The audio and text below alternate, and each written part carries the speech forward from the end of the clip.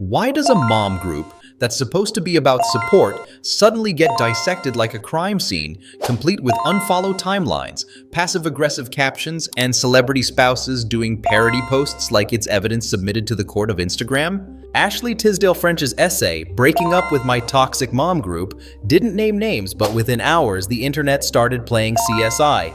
Who unfollowed Hilary Duff and Mandy Moore? Who's liking what? And who's quietly pretending the whole thing is just self-care? Then the alleged group members didn't exactly help. Meghan Trainor addressed the drama with a TikTok that conveniently doubled as promo for her single Still Don't Care, while Hilary Duff's husband Matthew Coma mocked the whole essay saga. Stay till the end, because once you see how Toxic Mom Group turns into an A-list therapy confessional and a marketing funnel, you'll never look at celebrity vulnerability the same way again. The spark is almost quaint, which is how these things always start before they turn into a digital riot. On January 1st, 2026, Ashley French, née Ashley Tisdale, published an essay in The Cut titled Breaking Up with My Toxic Mom Group, describing a celebrity mom circle that didn't feel like a village anymore, and instead made her feel like she'd been dropped back into high school dynamics. She wrote about leaving the group, framing it as choosing peace over petty social punishment, and the details were just specific enough to feel real while still being vague enough to detonate speculation. She didn't name names, but she did name the feeling. Exclusion, awkwardness, that particular kind of support that only shows up when it's convenient. And because this is 2026, the internet immediately took unnamed celebrity mom group as a fun little scavenger hunt, not a boundary. Then the second act arrived on schedule, the CSI work, not the show kind with lab coats and ethics, but the social media kind with screen recordings and caffeine. Within hours, coverage and chatter were treating the essay like a riddle whose answer could be solved through Instagram behavior. Who followed whom? Who stopped? Who went quiet? Who posted something suspiciously upbeat?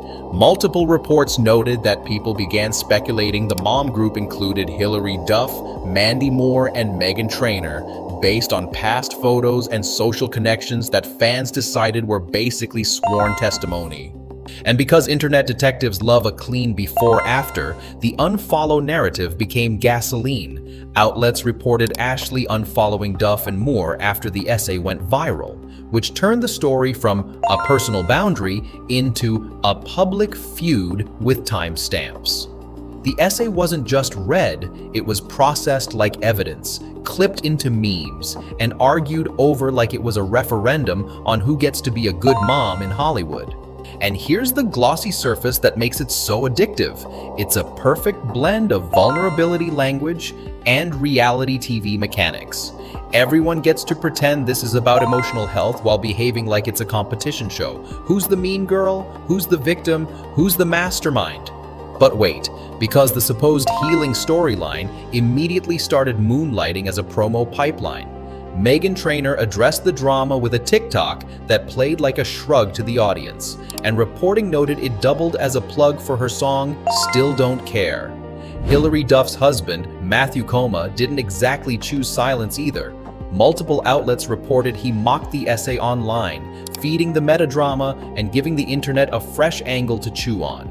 So the Toxic Mom Group story becomes two stories at once, a confessional about boundaries and a spectacle about status. And that's only the outer layer, the part that looks like gossip but functions like a machine. Here's how the myth gets built. Celebrity motherhood is never just motherhood. It's a brand extension with better lighting. The mom group isn't presented as a group chat. It's sold as a soft focus sanctuary where famous women do something radically relatable, like experiencing feelings.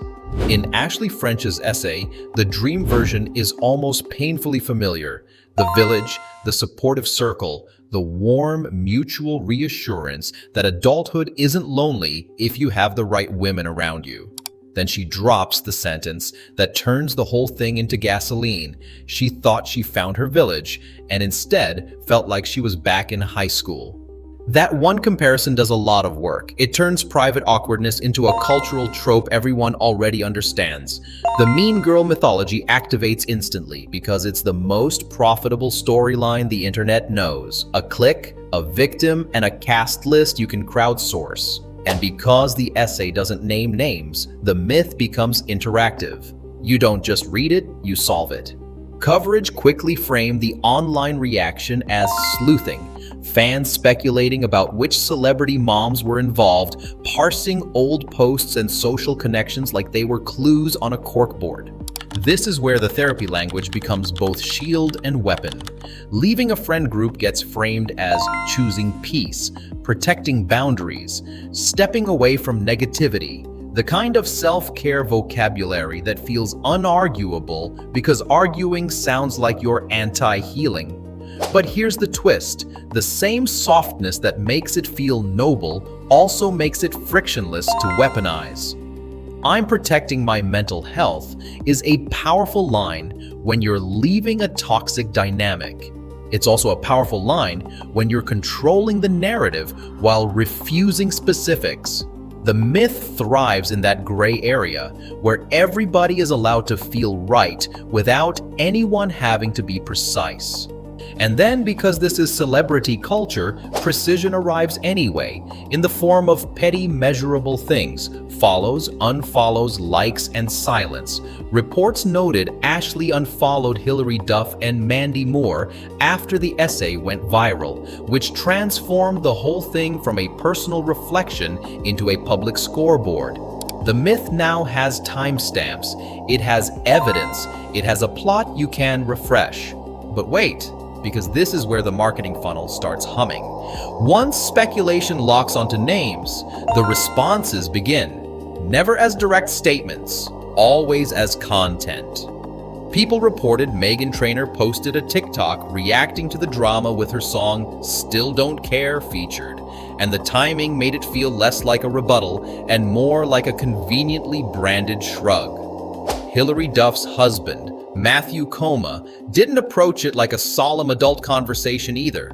Outlets reported he mocked the essay with parody posts and pointed commentary, which immediately gave the internet fresh material to chew on. Suddenly, the story isn't just about a mom group. It's about who can turn a crisis into a punchline fastest, while the rest of the cast pretends they're above it all. Now, for the part that makes it absurd in a very specific way, the internet treats the essay like a confessional, but reacts like it's a forensic report. A woman writes about emotional discomfort, and the audience responds by building a case file out of Instagram behavior. It's like watching someone say, "This friendship made me feel small," and immediately replying, "Okay, but did Mandy Moore like the photo at 2:07 p.m.? The myth demands villains because villains make the story clean, and clean stories perform better than messy truths. And the machine loves that cleanliness. Toxic is a viral word because it compresses complexity into a verdict. It's a label that feels like moral clarity, but it also works like a trap door. Once a group is toxic, everything associated with it becomes suspicious, and everyone inside it becomes a suspect. The audience gets to play judge without ever seeing the private context. Meanwhile, everyone in the orbit gets to posture. Some get to look mature by staying silent. Some get to look unbothered by joking. Some get to look empowered by turning the discourse into content. Here's the micro hook hiding in plain sight. If this were truly just therapy, it would end with boundaries and distance. But because it's A-list, it mutates into a marketing funnel, an essay that becomes a fandom scavenger hunt, which becomes reaction content, which becomes promo, which becomes the next headline, which becomes the next "Who Unfollowed Who?" And the best part? Everyone can claim they're above the drama while actively feeding it. The dark side of this story isn't that a famous mom group had bad vibes. That's like being shocked a smoothie has fruit. The dark side is how quickly a private friendship breakup got converted into a public spectacle with an attached scoreboard, and how perfectly that spectacle rewards everyone involved. Ashley French's essay in The Cut, published January 1, 2026, frames the split as choosing peace after a group dynamic started feeling high school again. On its face, that's a boundary story. But in the celebrity ecosystem, boundaries don't stay private. They become content prompts. Leaving via text, one of the details highlighted in coverage doesn't read online as adult conflict management. It reads as plot device. And once the essay goes viral, the group isn't evaluated like a set of relationships, it's evaluated like a brand. Who is toxic? Who is mature? Who is mean girl? The label does the laziest kind of work. It compresses messy social friction into a verdict that's easy to share. Then the internet adds its favorite seasoning, surveillance. The story becomes less about what happened in a group chat and more about what happened on Instagram. Who follows, who doesn't, who is suspiciously silent. In other words, the toxic mom group isn't merely being discussed. It's being processed like entertainment, because celebrity motherhood is one of the only places where people demand both authenticity and punishment with the same breath. Then come the concrete moves that turn this into a monetized machine. The Cut essay didn't name names, but reports and coverage describe how online speculation quickly pointed toward Meghan Trainor, Hilary Duff, and Mandy Moore based on visible social connections and past posts. And then, because this is the modern version of smoke in a detective's office, outlets reported Ashley unfollowed Duff and Moore, an action that the internet treats like a sworn affidavit. That's the motive structure in miniature. Unfollowing is the new statement because it gives people something measurable to argue over.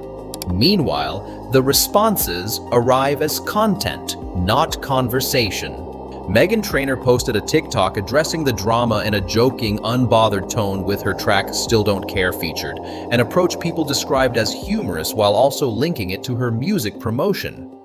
Hilary Duff's husband, Matthew Coma, escalated by parodying the situation.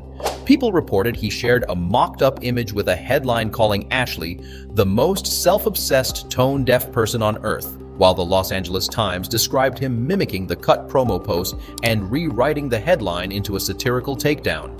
Even the inside source move appears on schedule. People cited a source downplaying the fallout as a misalignment of values, reframing the implosion as normal adult drift rather than public cruelty. Every piece of this is content-shaped. The essay, the unfollows, the parody, the promo, the anonymous "it's not that deep" quote. Nobody has to say much because the algorithm will say it for them. But here's the detail nobody wants to admit because it makes everyone look a little guilty. This drama is engineered to be unsolvable, and that's why it spreads. The essay's vagueness is a feature, not a flaw. Specific enough to feel true, ambiguous enough to make you hunt. The internet's CSI phase isn't a bug, it's the engagement loop. And the loop produces incentives that feel almost predatory. If Ashley stays vague, she gets to tell a boundary story without taking on the risk of naming names. If the alleged group stays silent, they get to look above drama while still benefiting from the attention. If someone claps back, it becomes a new headline. If someone jokes, it becomes a meme. If someone promotes a song while reacting, it becomes a perfect 2-for-1, response plus marketing. So what's the real motive? Control. Control of the narrative, control of the brand, control of who gets framed as victim or villain without ever putting the private facts on the table. And the audience plays along because being an online juror feels like agency. But what happens when therapy language becomes a shield that blocks questions, while girlhood trauma becomes a content aesthetic? What happens when a mom group isn't a support system, but a status symbol, one that can be weaponized through silence, subtweets, and strategic jokes? And here's the nastiest micro hook. If everyone is claiming peace, why does the story keep needing new fuel? Celebrity motherhood has become its own genre of entertainment, and like every genre, it comes with expected plot lines. The village, the support system, the gentle rhetoric of women uplifting women while balancing careers and kids with a perfectly styled stroller shot. The problem is that once motherhood becomes content, community stops being something you build and starts being something you perform. A mom group becomes less about mutual care and more about signaling. Who is inside? Who is out? Who has status? Who has access? And when access is the currency, the friendships start behaving like brands, carefully curated, strategically aligned, and quietly ruthless when the optics shift. That's why Ashley French's essay landed like a match. She framed the breakup as leaving a dynamic that felt like high school, which activates a cultural memory almost everyone shares. The fear of exclusion, the humiliation of social ranking, the dread of being tolerated rather than wanted. The internet didn't just empathize, it gamified it. The audience treated it like a mystery because modern fandom has been trained to consume people's lives the way it consumes streaming shows, through clues, speculation, and evidence gathered from social media behavior. Reports about unfollows and parody posts didn't merely inform, they turned the story into an interactive case file. And that's the wider social damage. Therapy language gets fused with spectacle. Toxic becomes a verdict that feels therapeutic but functions like a weapon because it makes disagreement sound like abuse and makes curiosity sound like intrusion. It also lets everyone keep the moral high ground without ever clarifying the facts. Meanwhile, platforms reward exactly this kind of ambiguity, vague enough to invite engagement, personal enough to feel intimate, and messy enough to keep people refreshing for updates. So the audience has to ask itself a harder question than, who was mean? Are we actually watching a conversation about adult friendship, motherhood, and boundaries? Or are we watching a content machine convert private discomfort into public entertainment? And if we're the ones turning unfollows into evidence and jokes into verdicts, what role are we playing in the toxicity we claim to hate? In the end, the most honest part of this whole story might be the one thing nobody said out loud. This mom group wasn't just a support circle, it was a status system. And when status systems break, they don't break quietly, they break publicly, with receipts, with silence that sounds like judgment, and with jokes that sound like denial. Ashley French framed her exit like a boundary, a clean break from a dynamic that felt like high school. The internet framed it like a murder mystery. Who unfollowed who became the evidence. Parody posts became the testimony. A TikTok reaction became a press conference that also happened to promote a song. And suddenly the line between therapy and marketing wasn't blurry, it was the entire point. Because if this were just healing, it would end with distance. No spectacle, no public scoreboard. But the celebrity machine doesn't let things end, it lets them monetize. Everyone gets to claim peace while feeding the algorithm a fresh reason to stare. Everyone gets to look above the drama while quietly benefiting from it. And the audience gets the best drug of all, the feeling of moral certainty without needing the facts. So here's the question that sticks. When an A-list toxic mom group explodes, are we watching women set boundaries? Or are we watching a marketing funnel disguised as vulnerability? Because if the group was truly toxic, the worst symptom might not be the click behavior. It might be how effortlessly the internet turned it into entertainment and how willingly we helped. And the final punchline is simple. If your support group needs PR strategy, it was never a village. It was a brand partnership with babies.